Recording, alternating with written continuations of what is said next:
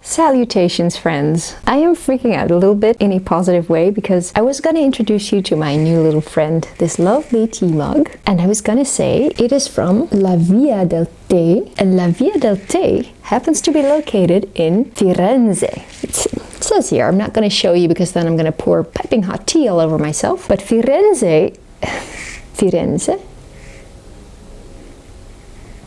always plagued by these shooting a video and then not knowing how to pronounce something. So I'll pronounce it 3 times in different ways, and then one of them is bound to be the good one. Firenze. Firenze? Firenze. Oh well. Anyway, Firenze means the city of Florence in Italy, and as fate would have it, I am about to tell you about something I made that is inspired by something from the Florentine Renaissance fashions. What are the odds? Clearly, I was meant to have this wonderful teacup. I'm so happy with it. It even has a little strainer. It's not in the tea actually right now, but it has a little strainer, and I know that's nothing new, but I just never come across something like that before in such a beautiful package. It's a pretty fun story. I bought this at the shop and they had this whole array of very, very, very pretty tea mugs, and my husband said, "Getting that one? Why not get the pretty dark green one?" And I said, "Because I like this one. It's so pretty." And he said, "But the dark green one is prettier. Why don't you get the dark green one?" And I said, "No." And then, as we were at the register paying for our purchases, my husband burst out, "Oh fine, I'll get the dark green one." So now we have 2. I have 1 and my husband has 1. And we shall all live happily ever after with our pretty tea mugs. Yeah, still piping hot. But down to business. You may know Marty. Marty has a channel called Scraps and Sequins, and Marty is a big fan of the fashions of the Renaissance period, specifically the Florentine Renaissance period.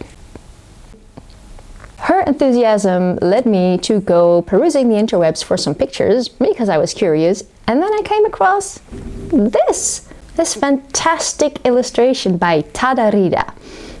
I couldn't find much about her. I know that she's called Anna in real life and she's from Poland, and she has a huge collection of beautiful digital illustrations of historic fashions. So be sure to check them out. I've linked her DeviantArt account below. Well, that was it for me. I started obsessing about these hose. I guess you would call them hose. I'm not very familiar with the proper terms. These hose. I mean, the color blocking is just... I wanted my own pair, but not in wool, because I guess they would have been made from wool, and I'm not big on wearing wool as leggings, technically, because that's itchy. Very warm, but probably still itchy.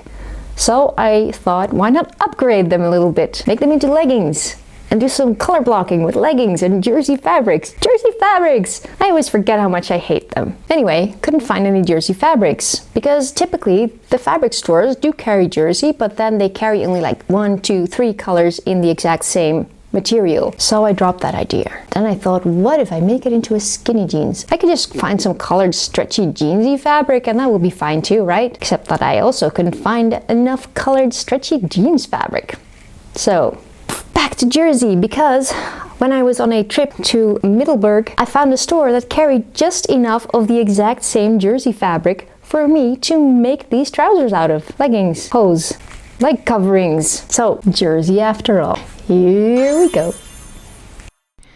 I started by drafting my own legging pattern using a tutorial by Melly Sews, which I've linked below. Once I had my pattern, I traced it so I had 2 leg pieces upon which I unleashed my fervent desire to color block.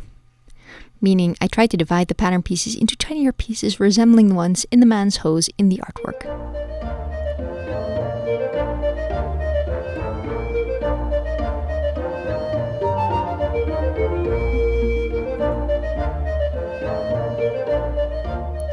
Since my invisible marker was a little too invisible on the red jersey, I decided to baste the stitch lines in by hand. I made sure I used a blunt-tipped embroidery needle, as sharp pins and needles can cause holes in jersey fabric.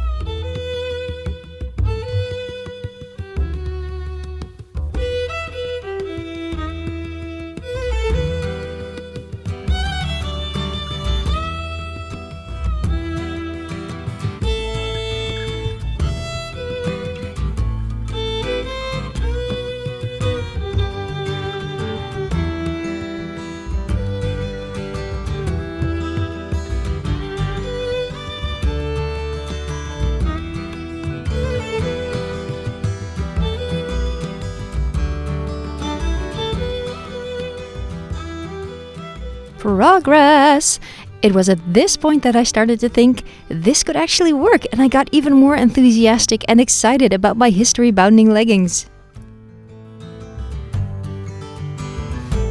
Did something stupid. I ironed it whilst there was still invisible markings on them, and they're not so invisible anymore now because if you iron them, they stay put. However, I have learned that if you put them in the freezer, they'll go away again. Oh, phone. Anyway. That's my handy tip.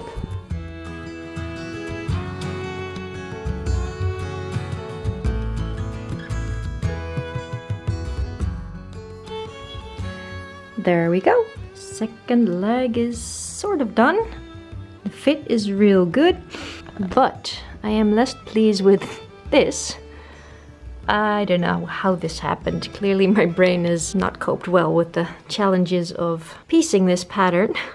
Here, you can tell it's not gone entirely smoothly. But I did add some extra length at the bottom, so hopefully this will all sort of come out okay.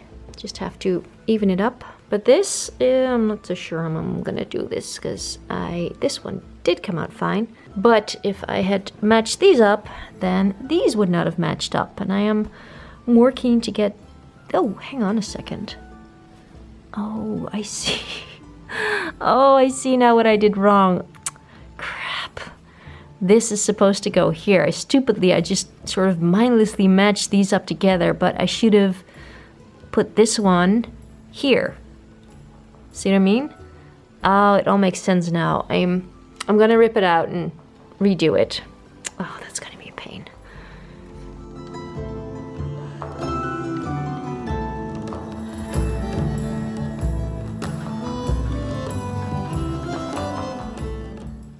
They're wearable. I'm not gonna show it completely because I want to save that for the final reveal. Just gonna show you the hems here. I have some work to do, but I think we can safely say that it is almost done. And I am so excited about this because, oh my god, I love it. I mean, it's not perfect, but it fits like a glove and it looks awesome.